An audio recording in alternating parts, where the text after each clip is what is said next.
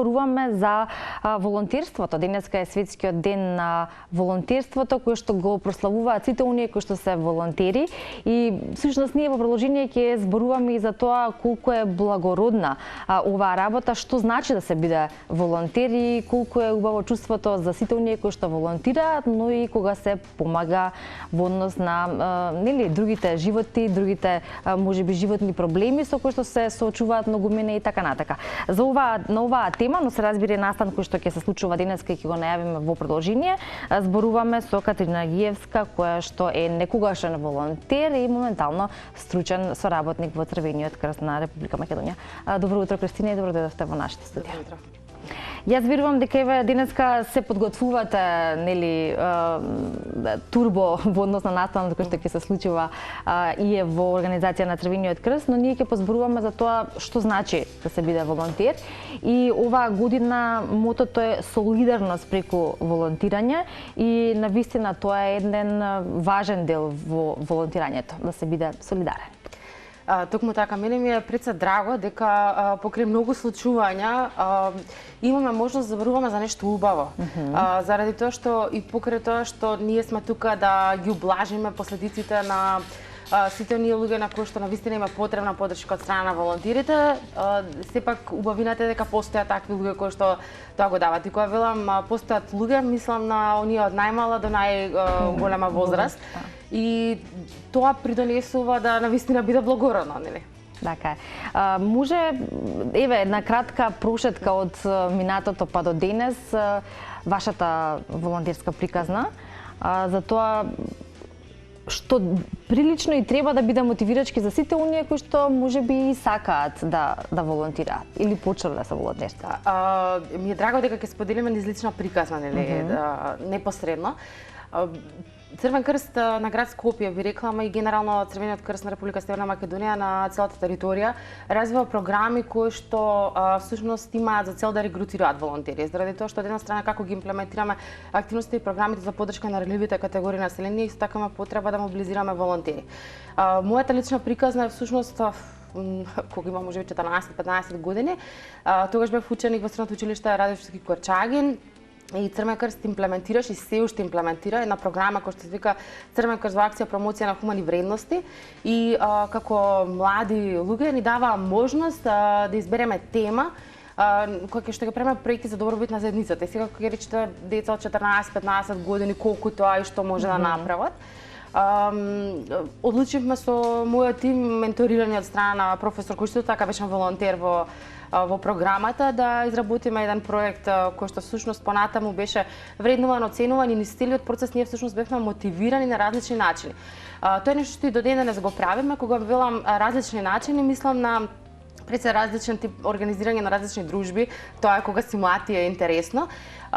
И секој од нас, нели, го има она чувство и потреба за да дава поддршка и да помага. Тоа на чувство кога ќе купите, нели, подарок за некого за нова година и едноставно е преубаво, или кога ќе подарите нешто за некого за роденден. Ова го правите без повод. Така што тоа чувство беше една мотивација, но дополнително што за нас волонтерите во тој период, а и сега, се организираат низа на обуки. Обуките се од животно значење, да речам. Нас се способуваат да после тоа полесно се интегрираме во нашите работни средини, во општеството и така натаму, и да имаме поголем слух и сенс за тоа каде живееме. Едноставно, кога младите ќе ги извадите од контекстот и ќе ги судрите со реалноста каде живеат, тогаш се менува животот. И така некако идеше мојата приказна, да бев измотивирана да учествувам некои меѓународни работилници поврзани со Норвешкиот Црвен крст, со меѓународниот комитет на Црвениот крст, и сето тоа резултираше да всушност влијае и на понатамошното образование, како што всушност и сега се случува. Има млади кои што се вклучуваат преку првата помош или пак преку моделот за одговор при катастрофи, така натаму, па некои се научуваат да одат можеби на медицина, или пак имаме млади кои што волонтираат со помош и поддршка на стари лица во домашни услови, па таму се одлучуваат да одат на социјална работа и политика да студираат. И така некако и во мојот случај одеа нештата, да всушност сега веќе последниве 13 години сум инволвирана како стручен соработник во Црвениот крст и работам конкретно на координатор за социјално-хуманитарна дејност и координатор за интеграција на мигранти, односно бегалци и баратели на азил. Една интересна приказна која што ми дозволи мене да бидам ставена во челите јас да мотивирам други волонтери да работам со млади. Навистина тоа не е едноставно, особено во денешно време кога младите имаат се повеќе достапни нешта и мотивацијата треба да е навистина на високо ниво. Тоа што е добро, што можам да кажам е дека во нашата држава навистина постои интерес помеѓу младите да се вклучуваат. Ете една паралела можам да направам. Црвен крст генерално во нашата држава покрај имплементацијата на активностите се обидува да ги мотивира волонтерите преку прифаќање на одредени добри практики што ги имаат други национални друштва на Црвениот крст. Па не знам, тоа може да биде на пример Норвешкиот Црвен крст, Германскиот Црвен крст. Сите ние сме дел од една чад организација што се нарекува Меѓународна федерација на друштва на Црвен крст, Црвена полумесечина. Прибираме и како исто така и тие од нас некои добри практики кои што потоа ги имплементираме во нашата држава и оној паралелен систем, да речам, од една страна имплементација и поддршка на ранливото население, од друга страна развој на самата организација, вклучително и на волонтерите. Овие сите добри практики кои што ние ги прифаќаме, ги насочуваме секако кон волонтерите и стручната служба, за да потоа тие бидат подобри и посоодветно да може да пристапат на терен. Ниту еден од волонтерите кој што до сега е вклучен во нашата организација не е пуштен гол и боз, да речеме, да дава поддршка некаде.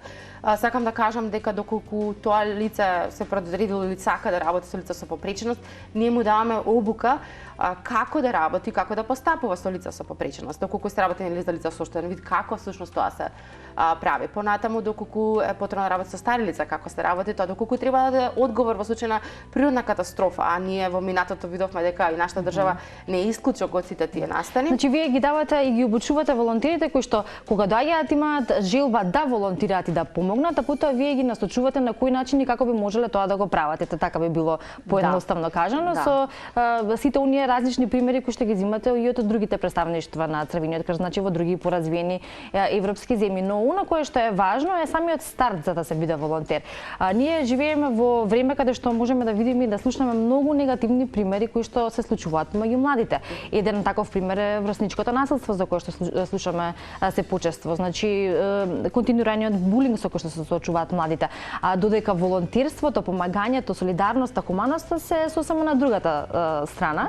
И кога велиме да се поттикнуваат младите на волонтерство, да се поттикнуваат да прават нешто кое што и нив ќе ги направи да се чувствуваат добро, а и ќе помогне на некој друг, тоа навистина треба да се очигледно кај нас да се поработи малку повеќе. Како Црвениот крст ги мотивира младите? Првенствено, оние кои што се со малку можеби поразвиена свест и чувство дека треба да дојдат да бидат волонтери, тоа го прават веројатно сами. Но кај некој или за некој и помногу брено да биде, треба поголема мотивација. Како тоа го правите? Прво ќе кажам дека за ние кои што имаат веќе развиена свест, кои што пример доаѓаат од училиштето или од домот, тоа е, да речеме, поедноставно. Но од друга страна па еден едноставен феномен е дека и оние млади кои што можеби и не се најголемите одликаши, ние ги викаме, многу лесно се снаоѓаат во нашата организација, што тие се, како да кажам, поттикнати од својот адреналин кој што го имаат и енергијата која што поседуваат, да се вклучат во нешто што брзо сега ќе се стартува, така што тоа е еден интересен феномен кој што се случува и кај нас можам да кажам дека не секој пат доаѓаат оние кои што се, така да речеме, најдобрите и така натака, и покрај сите верувам млади имаат огромен потенцијал. Имаме повеќе, имаме нашиот развоен систем, всушност ги користиме училишните клубови. Црвен крст има така наречени училишни клубови скоро во секое средно училиште, па и во основни училишта. Имаме одговорни професори кои што тука исто така се дел од нашата организација и ги вклучуваме во разноразни активности. Секој некој што и не би бил на тој начин вклучен, затоа што не сакам да зборувам за волонтирање само за млади, туку тоа може биде било кој. Да, нема ограничување тука во возраст. Апсолутно нема. Секој некој што ќе дојде, имаме нешто се нарекува една програма Ориентер и при првото доаѓање имаме обучени лица кои што ја подготвуваат таа програма ориентерска. И ние им ја представуваме целата нашата организација како на шведска маса, буквално кажем, и секој за тоа што ќе се заинтересира, понатаму може да биде вклучен во програмите за волонтирање. Би сакала тука само да напоменам, веќе го спомнав тој дел во делот на возраста. Постои еден тренд во последните, би рекла, 5 до 6 години, кај нас се интензивира волонтирањето во период на третата доба. Значи, старите лица, покрај тоа што се и такако голема бројка на корисници во нашата организација, затоа што тоа е и такако нели потребно, имаме масовизирање на лица во третата доба кои што сакаат да даваат поддршка во заедницата. Така што во овие две крајни групи, да ги речам, најмладите и највозрастните, сме навистина многу јаки и другите национални друштва навистина се, да речам, вчуденевидени како е на тој начин ние всушност го правиме. Би рекла дека има простор и поголема потреба оние лица кои што, да речам, се како нас, кои што се работно ангажирани, кои што имаат семејства и ред други обврски во текот на денот, да можат да одвојат некое време, така што еден апел за сите оние кои што сметаат дека може да одвојат макар и неколку часа неделно или неколку часа во месецот да се вклучат, затоа што има можност за сите, од селектирање и сортирање на облека до посета на старолици, да се направи набавка во текот на една недела. Значи, навистина мал милион нешта и можности и секој од нас посетува некаква експертиза или квалитет. Што може да го направи тоа брзо и ефикасно и да биде корисно за она кое што е потребно, но и за сите нас, бидејќи она кое што го прават волонтерите и секој мал придонес кој што може да го даде секој од нас е за подобро утре и за подобра иднина. Така е. Рековме, оваа година мотото е солидарност преку волонтирање. Вие најавувате еден настан кој што ќе се случува денеска, малку поразличен од одбележување на денот на волонтерството во минатото. Што ќе се случува денеска и каде и како и оние важни детали кои треба да ги соопштиме? Овој пат навистина се трудиме секој пат да поразлични интересни за населението и пред се за волонтерите. Денеска е денот да ги важиме нив. Ќе се доделат неколку признанија на најдобрите волонтери, односно оние кои што дали најмногу принос во текот на изминатата година. Наставно ќе се случува на плоштадот во Скопје со почеток од 19 часот. Ќе имаме еден арт перформанс, да го речам, кој што ќе биде поврзан со игра на светлина и бој и ќе го имаме основоположникот на Црвениот крст Анри Динан, кој што практично ќе оживее на сцената со еден холограм. И би сакала сите оние кои што имаат можност, имаат време, еден час да одвојат денеска да ги уважиме сите тие луѓе. Замислете, можеби некој од тие волонтери баш човекот или лицето кое што ја посетува вашата баба кога вие сте премногу запатени текот на денот, да и направи едно кафе или да прочитаат весник заедно или пак ја придружува да оди на некоја можеби посериозно испитување медицинско и така натака. Така што присуството е најмалиот начин на кој што можеме да изразиме најмалиот, да. Ама само замислете да сте волонтер и да имате масовен настан на кој што сите останати ќе аплодираат затоа што вие сте го правиле. Поголема мотивација од тоа нема. Да, ќе се даде еден вистински поклон за работата која што ја сработиле и дополнителен поттик да тоа го прават војнина, како тие кои што се веќе реализирани, да речеме, волонтери и работа, така и за оние кои што би требало да постигнат по волонтерството и да си помогнат и на себе си и на другите околу нас.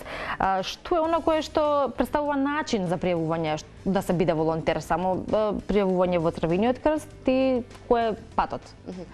Ние имаме различни структури, да ги кажам. Едното се работи за членови на организацијата, другото се работи за волонтери.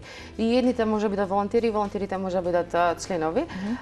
Со тоа што доколку сте член, може бидете дел и од структурите кои што ги има нашата организација, не знам, раководни одбори, комисии и така натака. И секој еден може да волонтира. Имаме секако поставено директни начини за пријавување преку нашите веб страни, но дополнително секој еден може да се јави на еден наш телефонски број, да се пријави, да каже, само и ние потоа ќе го повикаме да дојде на тие ориентерски средби каде што со други волонтери ќе биде измотивиран. Дополнително имаме клубови на млади кои што се од исклучителна важност. Клубовите на млади се носители, главниот столб на сите наши активности и генерално волонтерите. Нашата организација се заснова на волонтери, така што тоа е начинот на кој што лесно може да се пристапи до нас. Еве, ние на овој начин ја даваме даваме нашата поддршка и известуваме за настанот и го одбележуваме заедно денешниот светски ден на волонтерството. Зборувавме што значи да се биде волонтер и на кој начин може всушност и кај нас тоа да се направи. И јас верувам дека и во иднина ќе има се повеќе не само млади, туку и нели граѓани од било која возраст што се чувствуваат и подготвени и со желба да помогнат, а впрочем и секој од нас оно кое што може да го даде како мал придонес за овој свет во кој што живееме. Благодарам за вашето денешно гостување, посакувам да имате успешен настан и ќе се видиме во следна прилика, се разбира, со нови информации и нов повод. Ви благодарам.